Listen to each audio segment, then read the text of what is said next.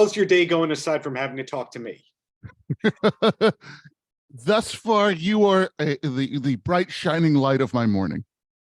Well, the first question I have for you is you're one of those people who has so many job titles and so many jobs. Like we can go, he's a development executive, started out as a comic, professor, the producer credits are here, etc. I think you've identified the problem. Well, how do you like to be thought of at this juncture of your career? Still breathing. Still breathing. That's fair. Well, I first learned about you. I knew about your work. My wife and I were talking about Todd Margaret about 3 minutes ago. What? Wow. She made the reference of the I'm from Leeds thing a couple of minutes ago. We loved that show. But I first found out about you from the Nerdist interview that you did where they played the Dr. Demento song at the end. So this is a pretty long career you've had in comedy. Wow. I'm in fact wearing my Weird Al at Carnegie Hall concert shirt. Yeah, I mean, that's going back. I can't believe you heard that. Wow. Yeah, you put that at the end of the episode, or at least Hardwick did. So I will tell you a little inside baseball. So sure. Hardwick didn't know that I'd made a record when I was 11 years old. And I had just facilitated, getting Barry, Dr. Demento, and Chris together. Chris was a big fan. He'd met him in the past. Dr. Demento had played some of the Hard and Firm songs. But at that point, I was sort of trying to help Barry get a little bit more current. Yeah, just reach out to an audience that either didn't know him or didn't know he was still around and still doing a show. So I facilitated that podcast. And then Chris scheduled it for when I was in LA. I was already living here on the East Coast because he wanted me to participate in it. I didn't even know that he was going to say, jump on the mic. I was like, wow. So it was really profound for me because I've known Barry since, again, I was 11 years old. So it came up that I had made a record. And Chris was like, you have to send that to me. We have to play that. And I was like, I can't find it. So, I'm traveling. I'll get it to you when I get back home. Dr. Demento, Barry Hansen, was able to not only put his hands on it, but digitize it and send the file to Chris to tack on to the end of that episode of the Nerdist podcast. It's one of those things where it's embarrassing to hear something you did as a kid, but it's also really cool to have that preserved that you did it. So pros and cons, right? Agreed. Yes, on both sides. Absolutely. Something I can relate to you, although not anywhere in your level of success, is I started doing interviews when I was 16 years old. And one of the things I started doing during the pandemic was digitizing some of the old ones and then just putting them out on YouTube with old comedians. Some of them had passed, some of them... Who did you interview when you were 16? 16, I have one that still I'm never going to put out. That's me talking to Jason Schwartzman. That is not an old comedian I'm referring to. But like 18 and 19 was like Joan Rivers, Don Rickles, Jackie Mason, a lot of these, and they're terrible. Like, I'm glad they exist, but they're terrible at the same time. But you, in your case, you have unearthed some real gold in recent years. Were they all readily available, or did you have to dig and find them?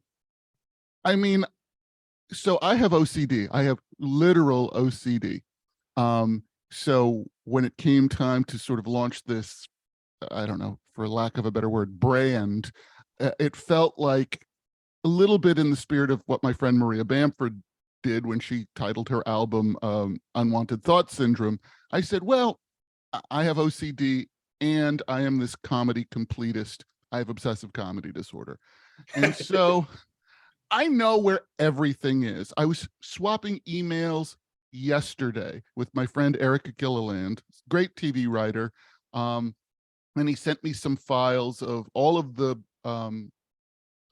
theme songs and music cues from the old Jay Ward cartoons, which was available for purchase on cassette tape at Dudley Do Right's Emporium, which was a store that Jay Ward had on Sunset Boulevard. And you could go and you could buy cells from Rocky and Bullwinkle and Super Chicken and George of the Jungle and storyboards and this cassette tape and merch. And Jay Ward was manning the counter at Dudley Do Right's Emporium. And so Eric Gilliland sends me this email with a link to the cassette of the old Jay Ward music that has been digitized.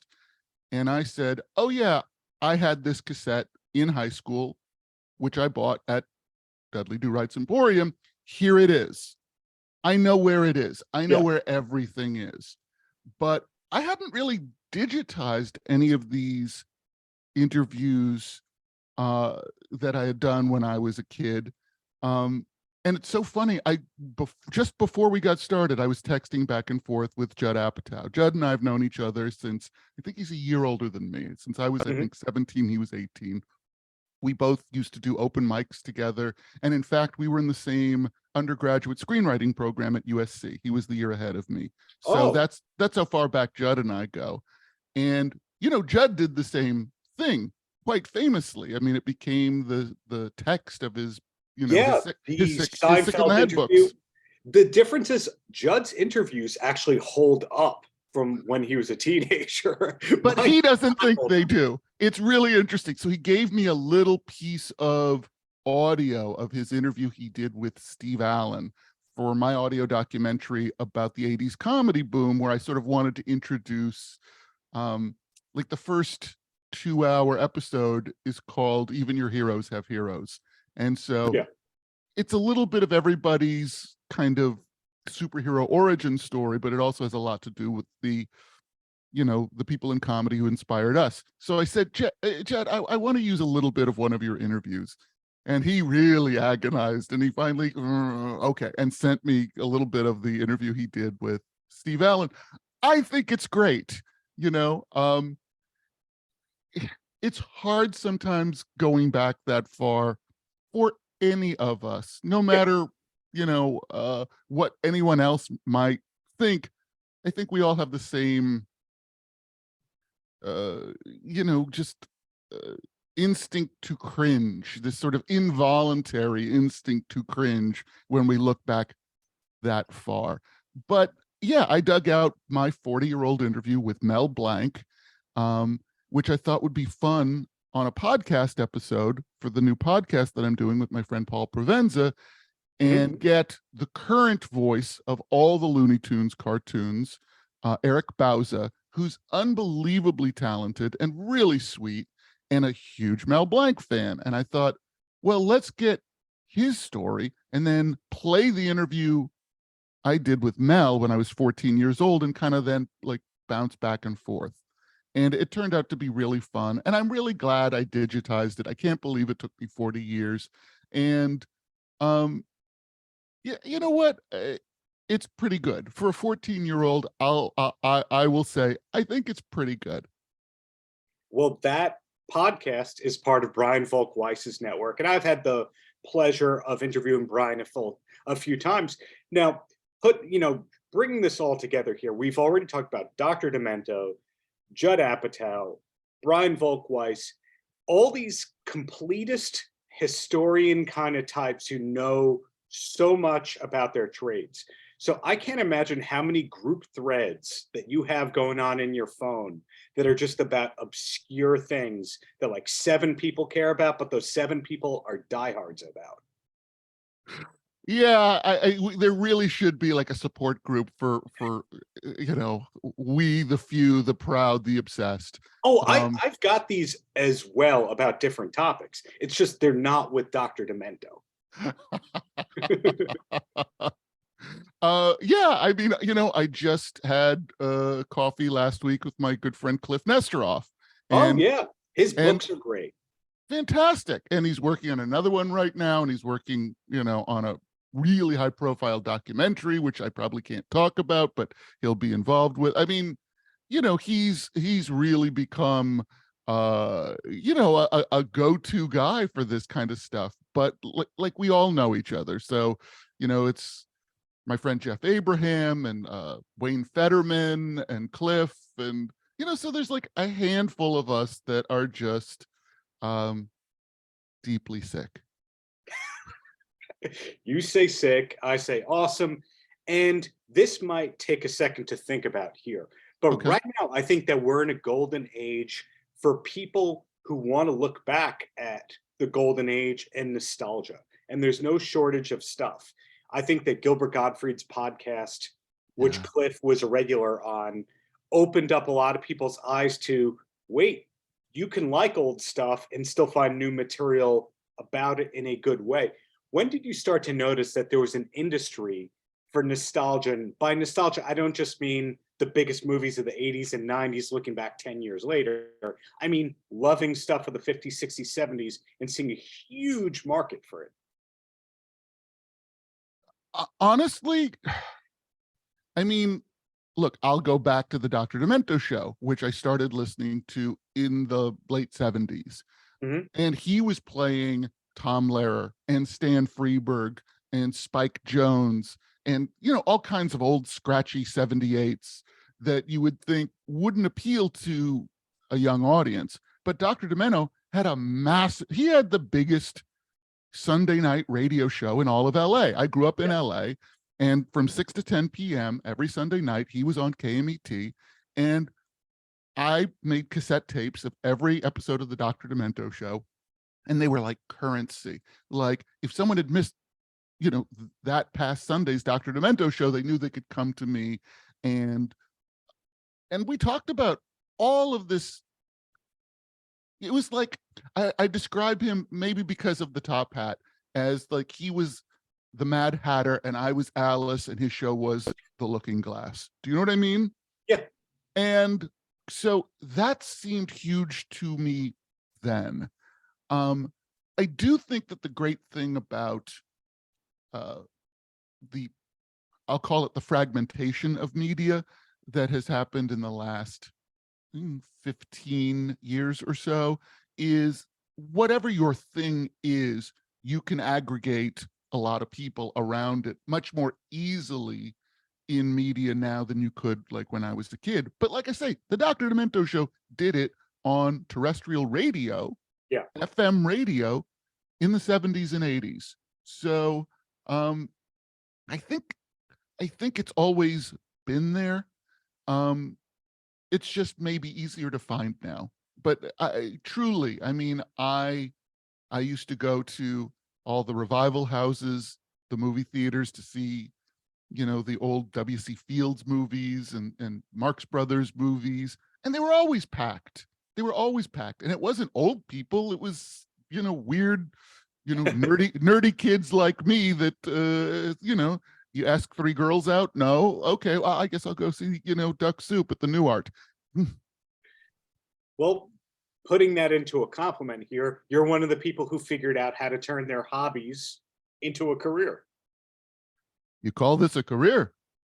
I do. I mean, it's a lot of coexisting careers, as we talked about at the top: professor, development executive, comedian, writer, producer, etc. But it is a career. Thank you. You know what? I guess some of the best advice I was ever given was find something that you love so much you would do it for free, and then figure out a way to make a living doing it. Yeah, well said. And that podcast falls into that category where you're simultaneously preserving, pushing the ball forward, talking to your own, etc. Are you allowed to say what else you're working on these days besides the podcast, or is it all under industry embargoes and don't talk about it?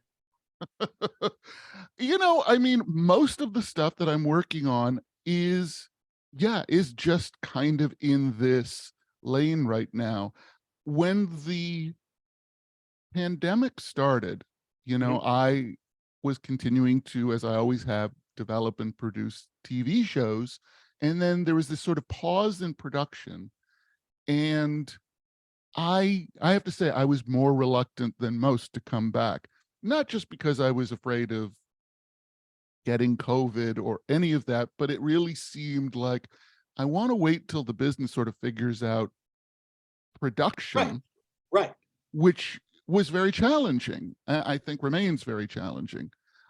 But I just sort of haven't gone back as quickly to doing that stuff because I started filling my plate with all this other stuff.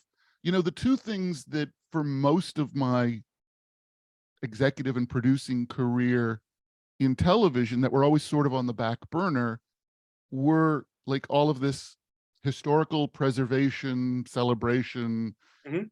TV history, comedy history stuff, and also teaching. Teaching was always a thing that I was very interested in, passionate about. I certainly was a guest speaker at, you know, all of the comedy festivals and TV festivals and what have you. And they've just kind of moved to the front burner. And that's kind of now where they reside. So yeah, most of the stuff that I'm doing, I'm continuing to do the podcast. I'm doing more audio documentaries for SiriusXM. Mhm. You know, I had done initially just one as a one-off about the history of the Comedy Grammy Award.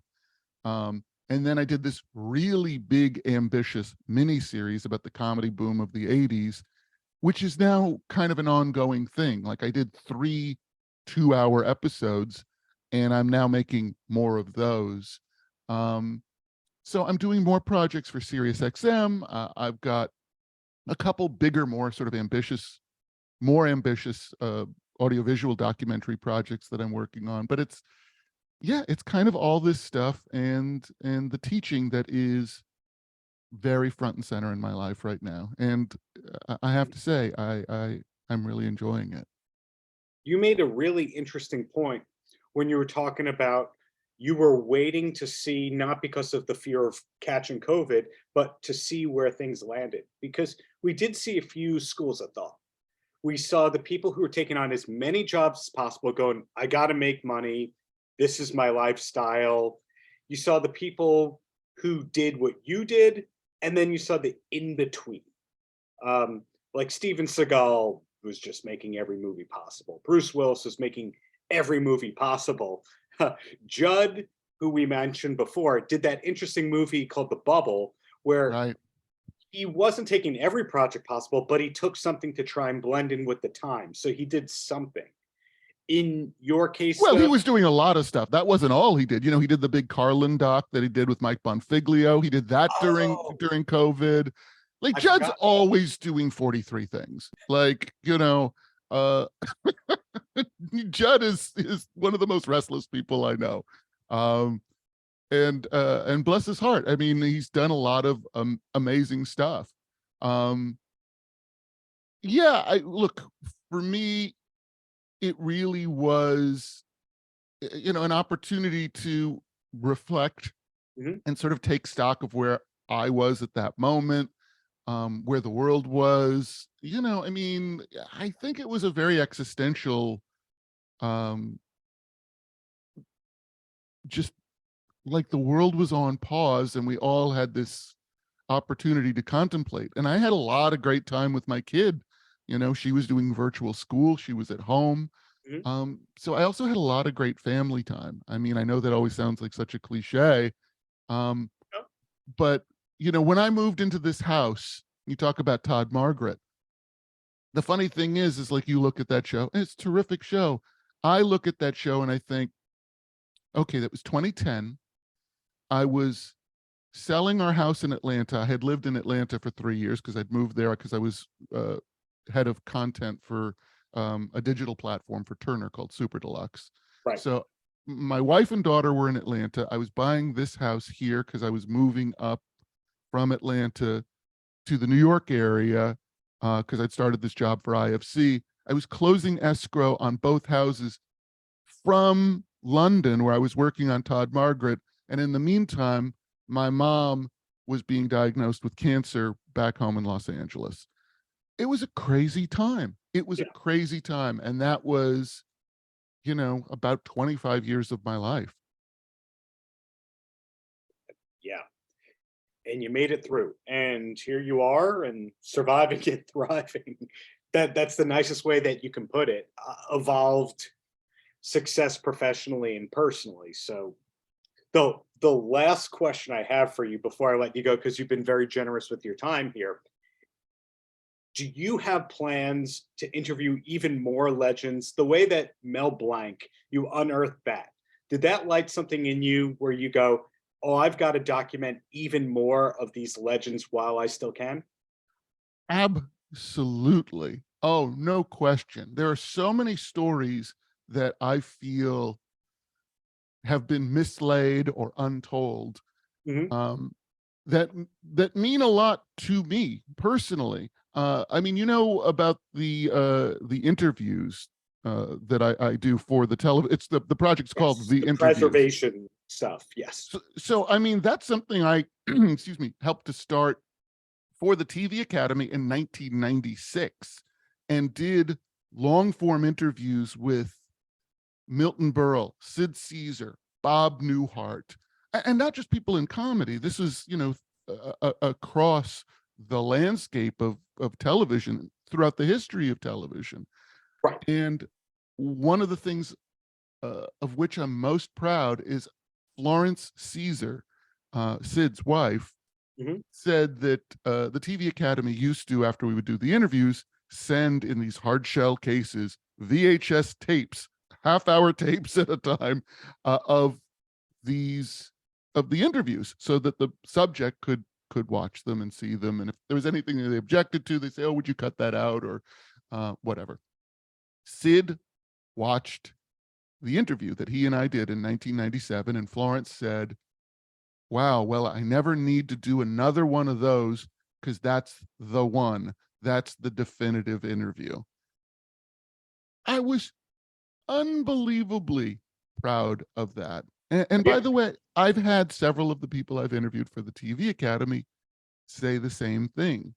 Yeah. So I feel it's really valuable. You know, a dear friend since I was like 8 years old, my buddy Matt Burns, his dad was Alan Burns, the co-creator of the Mary Tyler Moore Show, also worked with Jay Ward on all of those great cartoons that we talked about earlier. Right. Had an incredible career. And um, and he also was one of those people who was very grateful after I'd done his interview for the TV Academy.